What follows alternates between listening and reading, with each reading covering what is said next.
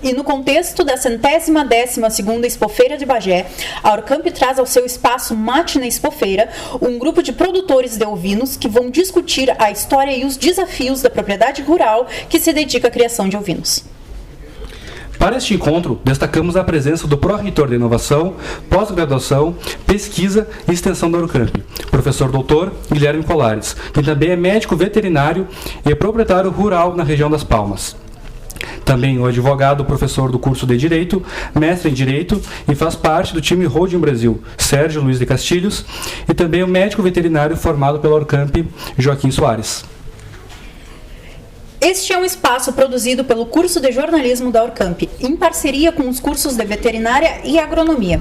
É o primeiro podcast gravado fora do ambiente acadêmico e o espaço resgata a lembrança de nossas antigas rádios rurais, mantidas pelos alunos da Orcamp anualmente durante as exposições, antes da pandemia do Covid-19. E para começar essa roda de conversa, eu vou passar a bola para o Sérgio, que vai nos falar o que é o Holding Brasil, esse projeto. Bom, é um prazer muito grande estar aqui para falar sobre um tema de grande relevância, um tema que hoje está em discussão no momento. Eu faço parte do time Holding Brasil, que é um time de profissionais que estuda a holding a nível de Brasil. Até eu sempre saliento que o nosso ícone no estudo de holding familiar ou a holding patrimonial, como queiram, ele hoje mora nos Estados Unidos. É um dos, digamos assim, quem iniciou o estudo da holding no Brasil. Ela existe desde 1976, na verdade, mas ela toma corpo de uns anos para cá, inclusive em função da questão tributária, fiscal e etc. E as pessoas então começaram a repensar na questão inventário. Então, quando a gente fala em holding, principalmente em holding familiar, a primeira coisa que vem à cabeça das pessoas é o que ela é e o que ela tem a ver com inventário, então o que ela não tem a ver com inventário. Então, quando a gente estuda holding, eu e o Pierre estudamos holding já há bastante tempo, né? E recentemente eu fiz inclusive uma parceria com um colega de Porto Alegre, que é o Oswaldo Catena, que inclusive estaria aqui hoje, só não está porque a esposa dele fez uma cirurgia de emergência, que também é uma das grandes autoridades do Brasil hoje no estudo de holding. A holding, então, o que ela é? A curiosidade de todo mundo, o que é holding, né? A holding, na verdade, quando a gente fala em planejamento sucessório, a primeira coisa que vem à cabeça é o seguinte: fazer planejamento sucessório significa fazer um testamento, fazer uma doação com reserva de usufruto, ou então uma holding. Mas a questão é, o que é holding, como é que se faz e quem está habilitado a fazer? E esse é um questionamento que a gente está sempre se fazendo. Quando converso com o Oswaldo Catena sobre isso, e como ele tem uma experiência enorme nessa área, ele diz assim: a holding não é para amador. A holding é para quem sabe fazer, é para quem tem responsabilidade em fazer. Por isso que eu faço parte desta parceria com ele, porque eu tenho consciência da responsabilidade e do peso que é fazer uma holding. A holding é um projeto de vida, a holding é um planejamento familiar, é um planejamento sucessório. E a gente ao trazer para o cliente esse planejamento, a gente tem que explicar o que é, dizer quais são as consequências, se tem alguma vantagem ou vantagem, a gente tem que explicar, se tem alguma desvantagem também, mas é uma responsabilidade muito grande. Por quê? Porque a vida das pessoas que está em jogo ali. E nós estaremos vendendo para aquelas pessoas, para o nosso cliente, que a holding evita o inventário, que a holding ela tem como o grande objetivo da holding é exatamente a questão tributária e fiscal, que é a grande preocupação, né? O inventário hoje é uma preocupação enorme para as pessoas. Nós temos impostos, por exemplo, ITBI e ITCMD, que o ITCMD, inclusive, tem alguém já dizendo que ele tem que chegar a 20%. E dão como exemplo outros países, por exemplo, Estados Unidos. Mas Estados Unidos é 40%, outro país lá é 30%, outro é não sei quanto. Então eles estão achando que aqui, hoje nós temos um progressivo, que vai até 6%, dependendo se é doação ou se é inventário, e tem gente já dizendo que tem que ser 16%, tem que ser 20%, que tem que aumentar, porque é aquela ânsia arrecadatória do governo. Então, quando a gente explica a holding, explica o que ela é, o que ela representa e por que tem que fazer, a gente tem que ter muita seriedade, muita responsabilidade também para explicar para as pessoas o que ela é, o que ela significa, porque senão o que acontece? Não se faz holding com uma consulta. Não é com uma consulta no escritório que se coloca na cabeça das pessoas que ela tem que fazer uma holding. Nós chamamos, na verdade, a nossa consulta, ela é muito mais do que uma consulta, né? O cliente a gente identifica a pessoa que tem possibilidade de fazer a holding, o grupo familiar, se explica para as pessoas, se faz uma sessão de viabilidade. Vejam bem, quando a gente vai no escritório de advocacia, sempre se vai fazer uma consulta com o advogado, né? Em se tratando de holding, é muito mais do que uma consulta. É uma sessão de viabilidade. O que isso significa? Nós temos que mostrar para as pessoas que a holding é viável. E para mostrar para as pessoas que a holding é viável, eu tenho que ter uma expertise no assunto. Eu tenho que conhecer o assunto. Eu tenho que estudar o assunto. Vejam bem, eu e o Pierre estudamos esse assunto há mais de 4 anos. Quando o professor Márcio fez os primeiros cursos, nós compramos e fizemos o curso. E toda hora estamos recebendo material e nos atualizando. E digo para vocês, a todo momento nós temos dúvida. A todo momento nós temos dúvida. Aí eu pergunto, quem se aventura a fazer uma holding e não tem conhecimento, eu só imagino que não sai, né? E eu digo, inclusive, quando eu escrevi um artigo no Milano sobre holding, até eu conversei com o meu colega e disse assim, eu vou dar um exemplo, mas eu não quis colocar no artigo, mas é um exemplo que eu dou, inclusive, quando eu falei quinta-feira para o pessoal lá da agronomia, da veterinária, eu dei esse exemplo. Uma holding mal feita é como um para-raio mal instalado. As consequências podem ser extremamente danosas. Por quê? Porque tem gente achando que fazer uma holding é simplesmente abrir uma empresa. É tirar o patrimônio da pessoa física, passar para a pessoa jurídica e a partir dali eu tenho uma holding. Não, a partir dali eu tenho uma empresa, uma sociedade limitada com CNPJ. A verdade é isso mesmo, nós tiramos o patrimônio da pessoa física, transformamos em cotas e colocamos dentro de um cofre que nós chamamos, que é uma pessoa jurídica, que normalmente é uma sociedade limitada, e criamos um CNPJ. Mas tem todo um caminho, a montagem de uma holding, ela tem toda uma caminhada. E para fazer esta caminhada, o advogado tem que ter muito conhecimento de várias áreas do direito, inclusive direito civil, direito contratual, direito constitucional, direito tributário, muitas questões que envolvem esses ramos do direito. Porque senão o que acontece? Se ficar uma falha no curso da montagem dessa holding, pode ser um drama no final. Então a holding tem que ser muito bem projetada. Como eu falei, a holding é um projeto de vida. A gente reúne as pessoas, explica para as pessoas, para o patriarca e a matriarca, que nós chamamos, para o pai e a mãe que têm filhos, explica para eles qual é a consequência, por exemplo, de um testamento. Tem que explicar para as pessoas. O que significa um testamento? O que significa uma doação? O que significa uma doação com reserva de usufruto? O que significa um inventário? Que é o grande drama das pessoas hoje, né? Quando a gente trabalha em inventário, a gente sabe o grande drama que é um inventário.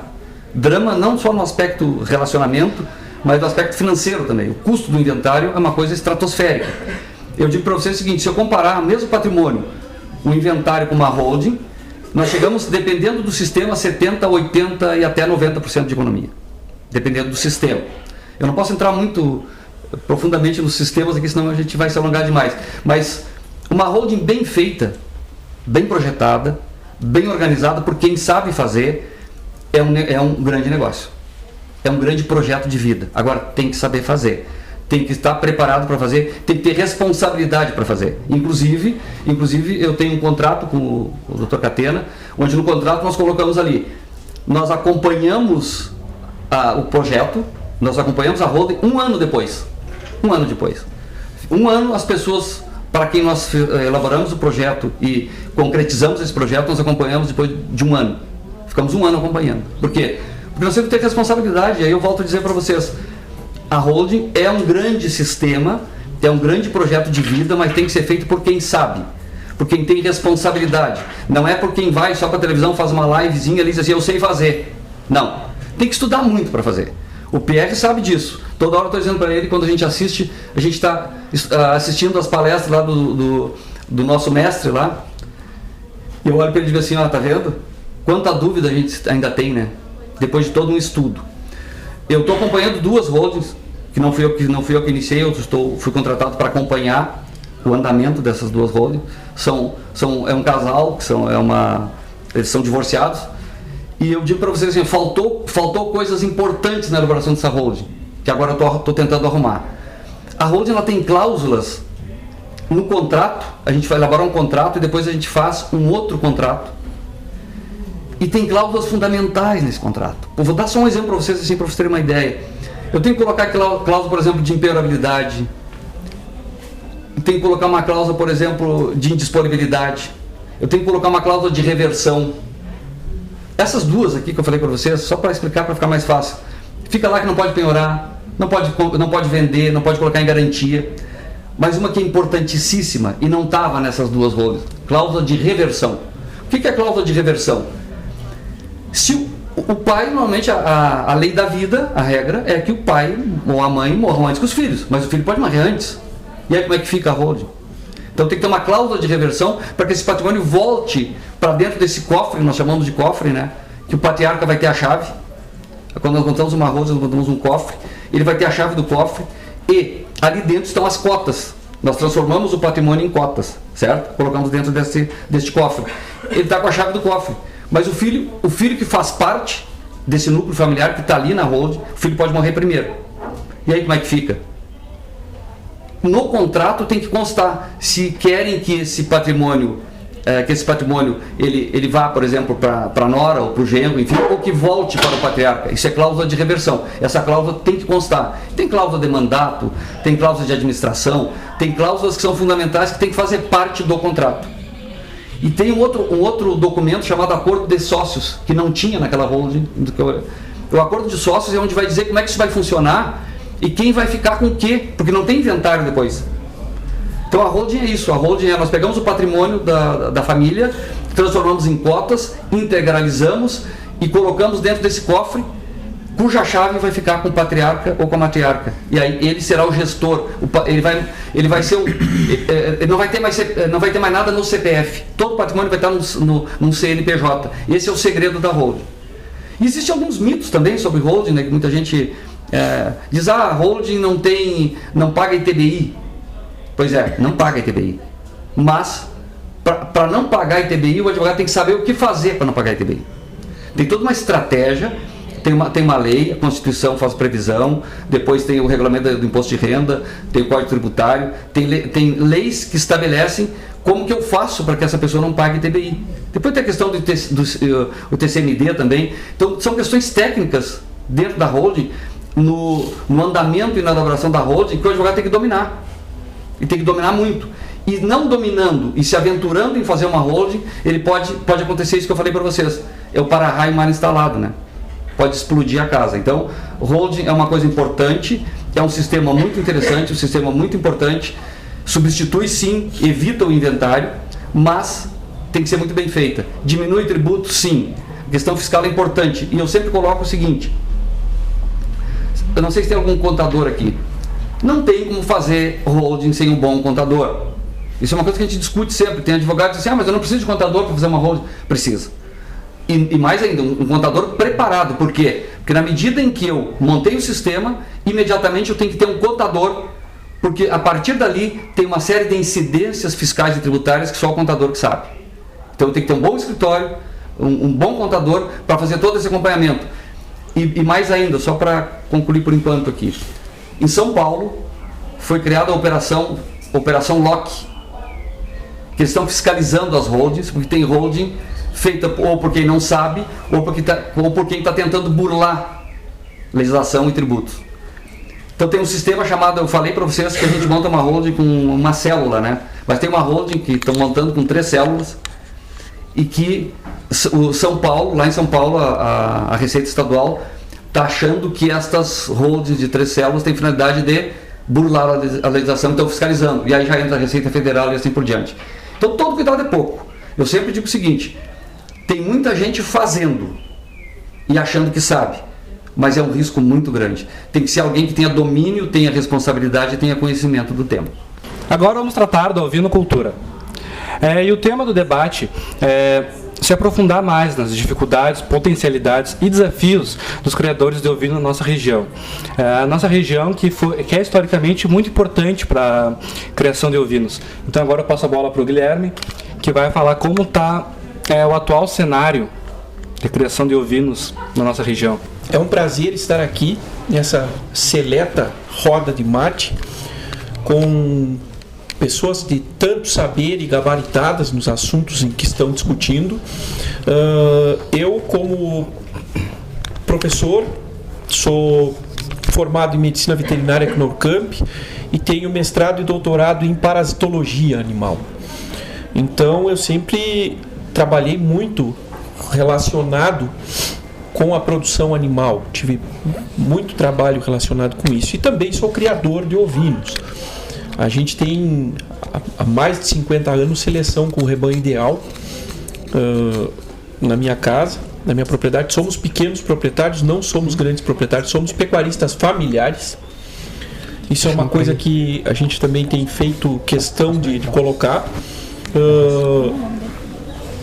Hoje o produtor rural está dividido em algumas categorias. Nós temos, por exemplo, os grandes produtores de commodities. Nós temos o agricultor familiar. Mas nós, que somos pecuaristas familiares, trabalhamos com pecuária, nós somos invisíveis para o poder público. Então isso é um problema muito grande que nós temos que tratar, começar a discutir. Vejam bem que isso não tem nada a ver com política. Absolutamente nada a ver com política partidária. Tem a ver com política produtiva. Então nós somos um nicho que somos invisíveis para o governo. Então tem muita gente que está no nosso patamar que não se enquadra no PRONAF, né? E que, portanto, nós não temos nenhum tipo de política pública voltada para esse pequeno setor, médio e pequeno setor, que trabalha com pecuária. Bom, voltando à vaca fria, como a gente diz na campanha, sobre a ovinocultura, nós estamos novamente no interstício da ovinocultura. O Joaquim aqui pode me ajudar depois a complementar. Nós estamos num interstício muito parecido com o que se viveu lá no ano 2000, né? Lá no final dos anos 90, no ano 2000, nós tivemos uma quebra violenta na ovinocultura, principalmente de lã, que foi quando houve, então, a quebra da União Soviética, né? A União Soviética, o bloco comunista, cortina de ferro, é que consumia a grande parte da lã mundial. Eles compravam muita lã porque eles têm a maior quantidade de frio que pode existir nesse planeta, está na Rússia. E a lã, então, era muito comercializada para lá. O que aconteceu? Quando quebrou o bloco soviético, nós tivemos uma derrota na ovinocultura de lã, vamos dizer assim. Que começou a haver um novo incremento com as raças de carne. Então a ovinocultura teve que se reinventar a partir dos anos 2000 com as raças de carne. Mas muitos de nós não quisemos trocar os nossos rebanhos por raças de carne que não têm uma aptidão para lã, e insistimos ainda com a lã, com a seleção, porque a ovinocultura também é uma paixão, é uma característica da nossa região que vem passando de pai para filho, de avô para neto, de trabalhar com esses tipos de rebanhos. E nós estamos tendo um interstício novamente com baixíssimos valores de lã, né? Então isso é uma coisa que nos preocupa muito e que nós acreditamos que a academia tem que se integrar cada vez mais com o setor produtivo e chamar essa discussão para a baila.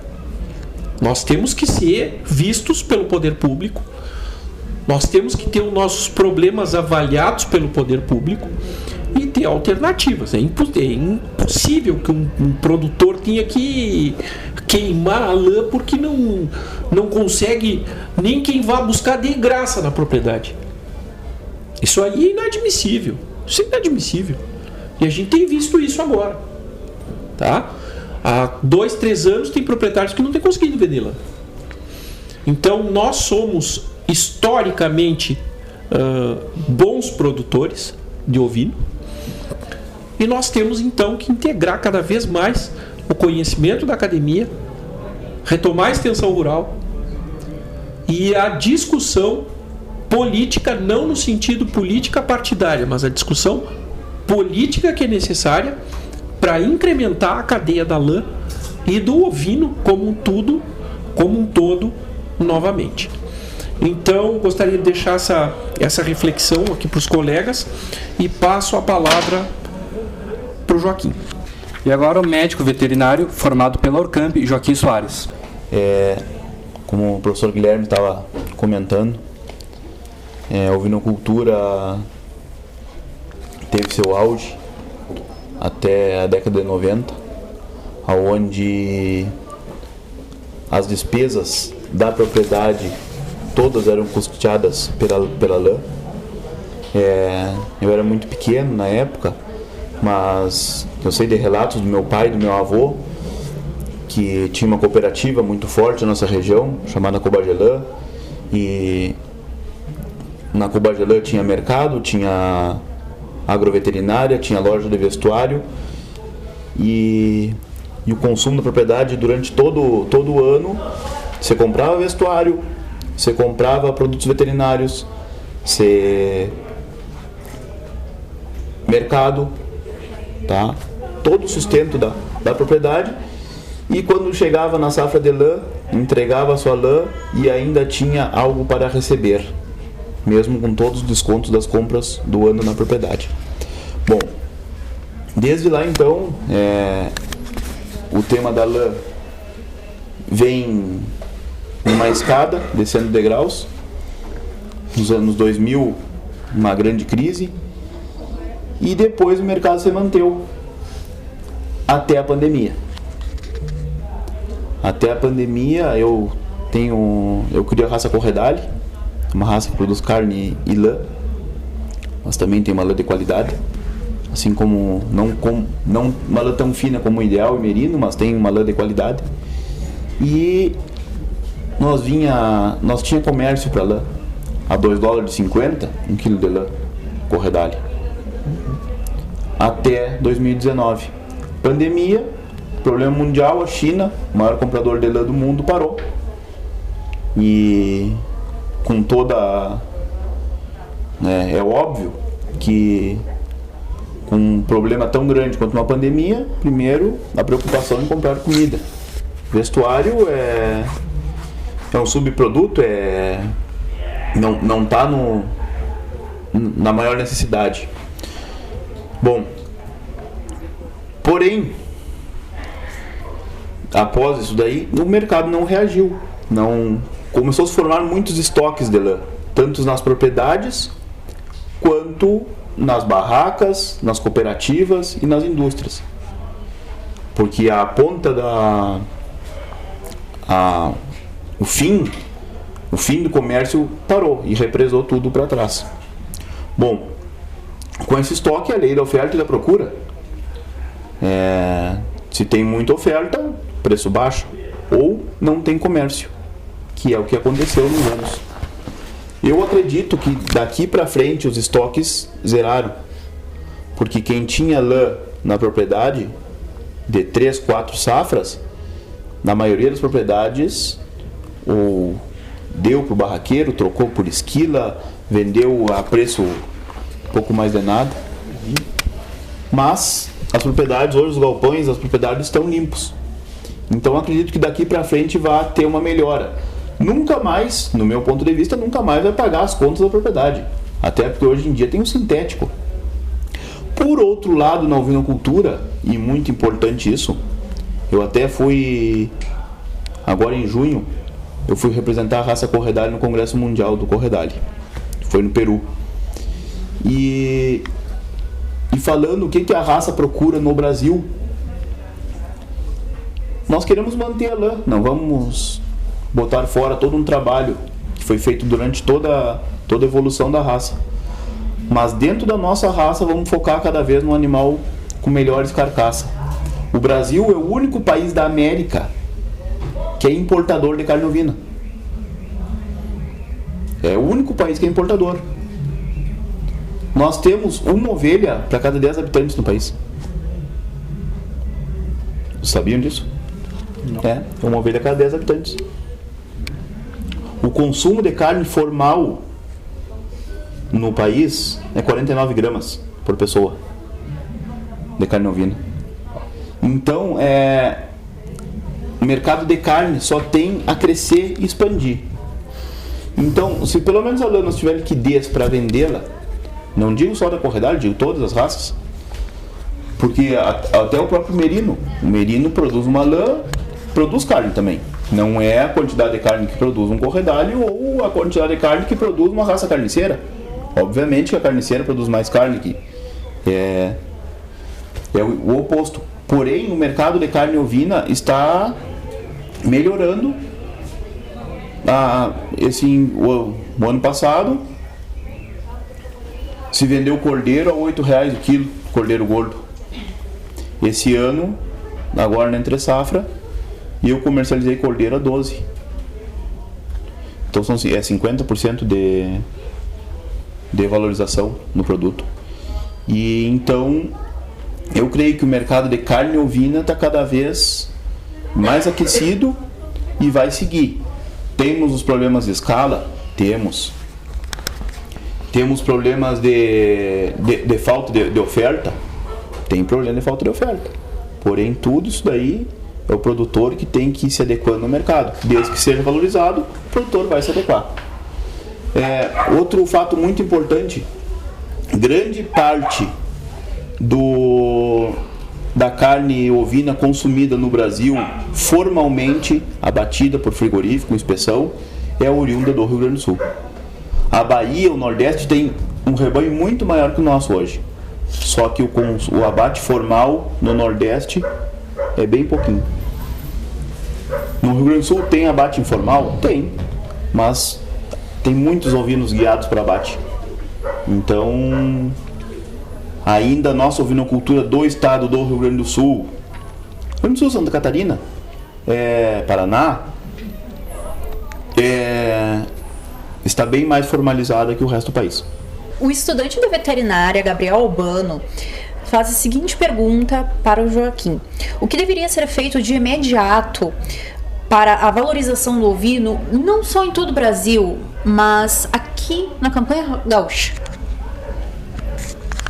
Bom, pelas estatísticas hoje, o rebanho do estado falam em 60% corredale, raça que produz lã e carne. Falam em até 10% de raças laneiras, como merino ideal, que essas raças são as raças produtoras de lãs valorizadas no mercado, tá? Não que as raças de carne não produzam lã, mas produzem uma lã medulada que não adquire tingimento. Então não serve para fazer vestuário por não obter o tingimento. Serve para estofamentos, para diversos outros atividades. Porém, creio eu que essa porcentagem de raças de carne seja maior, não só esses 40%, 30%, 40% aí. Então, nós temos aproximadamente 3 milhões de ovinos. Vamos trabalhar em 60%, 1.800.000 ovinos produtores de lã. 1.800.000 produzindo 5 quilos de lã, superestimando a produção de lã. Então, vamos trabalhar com 9 milhões de quilos de lã. Tá? 9 milhões de quilos de lã. Isso para o mercado mundial comparado ao Uruguai, comparado à Patagônia, na Argentina. Então, teria que ter políticas públicas para fomentar uma exportação formal do Brasil para algum mercado consumidor, tá? Que é muito importante, porém nós não somos um grande produtor de lã. Já na cadeia da carne, é bem mais fácil, o consumo é interno. O consumo está dentro do nosso país. Então, formalizando abates, a questão de escalas, hoje está crescendo muito no nosso estado confinamentos de cordeiro, creio que grande parte dos cordeiros abatidos nessa safra foram oriundos de confinamentos na entre safra. Então, o mercado da carne é bem mais fácil resolver que o mercado da lã. E, como eu tinha dito antes, todos os ovinos produzem carne, uns mais, outros menos. Então, para contemplar toda a ovinocultura, o mercado da carne é bem mais acessível que o mercado da lã. Que o mercado da lã dependemos de compradores externos, que a nossa indústria brasileira absorve muito pouco nossa matéria-prima. Professor Guilherme, muitas pessoas têm deixado a campanha nos últimos anos. Quais Quais o senhor acredita serem as razões principais para essa migração? Embora eu seja veterinário, eu não seja nem antropólogo, nem sociólogo, como morador do campo, eu vejo várias coisas acontecendo na campanha hoje em dia. E não apenas na campanha como na cidade, uma coisa importante é a diminuição do número de filhos por família. Antigamente as famílias eram grandes, cada casal tinha 7, 8, 9, 10, 12 filhos. Os campos iam se dividindo, ia ficando gente no campo, ia ramificando as famílias. Hoje nós não temos mais esse número, esse vulto de pessoas oriundas das mesmas famílias. Outro grande problema que nós temos é a imensa dificuldade de mão de obra no campo hoje, exatamente pela falta dessas famílias que moravam, que viviam no campo, de pequenos e médios proprietários que terminavam sendo a mão de obra e criavam os seus filhos trabalhando ali. Então, o êxodo rural ele começou de uma maneira violenta nos anos 70, eu me lembro, eu era guri, e nos anos 80 ele estabilizou um pouco na época dos anos 2000 e agora intensificou de novo. Eu não saberia dizer todas as razões para isso acontecer. Esse desenvolvimento esse violento desenvolvimento tecnológico que nós temos pode ter algum fator. Hoje as pessoas querem mais conforto, demandam mais conforto. Ninguém mais está acostumado ao trabalho duro da campanha como era antigamente. Eu vejo esses fatores como grandes influências. Então, a diminuição do número de pessoas, do número de filhos por família, né? Tinha-se também uma certa característica sociológica. Eu me lembro muito bem quando a gente era guri, que incutiam na cabeça da gente que todo mundo tinha que estudar, tinha que virar doutor, né? Muito bem, tá certo. O estudo é extremamente importante. Hoje todos nós, o Joaquim, a gente estudou para poder aplicar o estudo nas nossas propriedades. Mas muitas pessoas não pensaram dessa mesma forma, vieram para a cidade, estudaram e não voltaram mais para a campanha. Venderam os campos. Então, eu acredito que sejam essas os principais elementos da gente ter tão pouca gente vivendo e trabalhando no campo hoje em dia. Agora a pergunta da doutora e professora de veterinária, Patrícia Sala, aqui, da Orcamp. O Joaquim, tu que vem de uma sucessão familiar, como que tu vai fazer para poder repassar essa sucessão? A sucessão familiar que eu vim, a propriedade era do meu avô, repassou para o meu pai, e não na parte jurídica, mas sim na parte de trabalho. Eu creio que meu avô e meu pai fizeram muito bem o trabalho deles. Em vida do meu avô, meu pai tocou os negócios. Em vida do meu pai, eu tive a oportunidade de tocar os negócios. Eu desde pequeno sempre trabalhei. Durante a faculdade, nas folgas também, ia para nossa propriedade para ajudar, para trabalhar. Perdi meu pai muito cedo, tá? Com 52 anos. Porém, ele há 2 anos antes de falecer, ele já tinha me passado todo o comando da propriedade. Me ajudava, trabalhava junto comigo, mas quem se preocupava com pagar uma conta ou isso, essa responsabilidade passou para mim. Então eu vejo que me facilitou muito, porque quando eu perdi meu pai, ele faleceu, eu sabia de todos os negócios, que é muito importante numa sucessão. Meu filho hoje também tento criar da mesma maneira, trabalhando comigo desde pequeno, e quero ter a mesma metodologia. Na parte jurídica nós não trabalhamos na sua maneira. Tá? Na parte jurídica, passamos por inventário. E a qual os custos são enormes. Um imposto aí de 6% do valor do patrimônio. Então, é bem complicado. Questão de... Também tem honorários de advogados, custas processuais. Então, isso se torna um valor muito pesado, tá?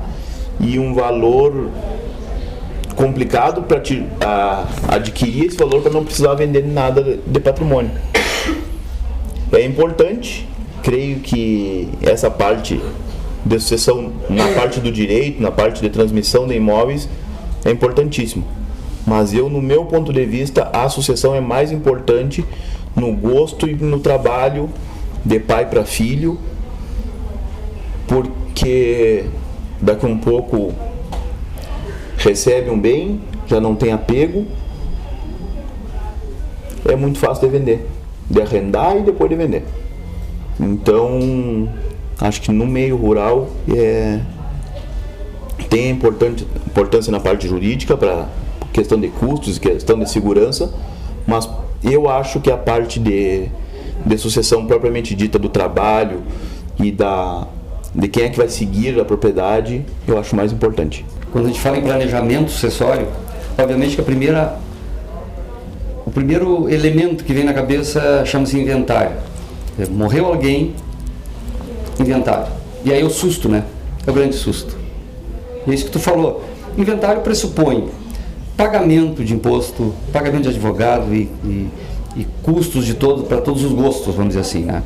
Então, claro que quando há sucessão, quando há morte, quando há inventário, o grande problema chama-se ITBI, ou ITCMD. O ITCMD é o Imposto de Transmissão, Casa-Mortes e Doações. Aquilo que eu falei antes, há uma previsão aí, há uma pressão muito forte, inclusive, do próprio Congresso, de passar isso para até 20%, até mais. Então, imagine numa transmissão, numa sucessão, numa transmissão de bens, imagina se pagar isso só de TCMD. Então, claro que quando a gente pensa em sucessão, quando a gente pensa em transmissão de patrimônio, por que a holding é importante? Porque na holding nós temos uma série de economias. Eu falei antes aqui que uma holding bem elaborada pode ter uma economia em relação ao inventário de até 80%, 90%. Então é uma diferença muito grande, muito significativa. E aquela questão da família, por exemplo. Por que é importante quando se projeta uma holding? E eu falei antes, a holding é um projeto de vida, a holding é um sistema. Por que a família tem que estar muito integrada nesse sistema? Por isso que eu falei que não se elabora uma holding numa consulta com o advogado. Uma holding precisa muito mais do que isso. Ela precisa de uma sessão de viabilidade, por quê? Porque a família tem que estar sintonizada de que aquilo ali é um sistema, de que aquilo ali é um projeto de vida. E aí, por isso que a gente fala, precisa sim se fazer uma sessão, se fazer um croquis demonstrando para as pessoas, nós temos um modelo de croquis mostrando para as pessoas o custo, o que ela vai gastar, o que ela vai economizar e a importância de fazer a holding. Eu tive um desses casos que eu comentei com vocês aqui antes, um dos filhos no curso da holding desistiu. Eu conversei com ele no escritório e disse, tá, mas tu não quer continuar? Não. Por que tu não quer? Porque eu não entendi bem o que era holding no início. Não me explicaram direito. Digo, tá, mas agora eu estou te explicando. Não, mas agora eu não quero mais. Eu não quero mais porque eu não entendi, eu fui meio no embalo, enfim, não era o que eu queria. E a mãe dele, porque era um casal, os dois já divorciados, e a mãe dele me disse a mesma coisa no escritório. Eu não queria a holding. Eu queria fazer uma doação com reserva de usufruto ou um testamento. Daí eu expliquei para ela, consegui reverter, dizendo o seguinte, não, o testamento é isso, a doação é isso, a holding é isso. Agora a senhora entendeu? Agora eu entendi.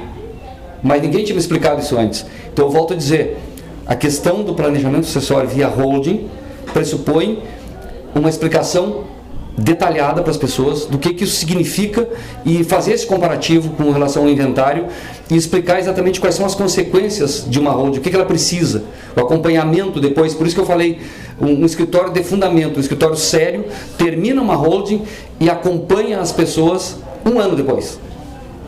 E mais ainda, Só é possível fazer isso quando se tem um contador junto, que é quem vai acompanhar depois todo o andamento dessa holding. Ela é um sistema interessante, é um sistema que se recomenda, sim, mas as pessoas têm que entender o que ela significa, o que ela é, e se realmente aquelas pessoas querem fazer, depois que elas entenderam o que é, e depois que elas entenderam a diferença do inventário, quais são as economias que elas terão, né, e que não terá inventário.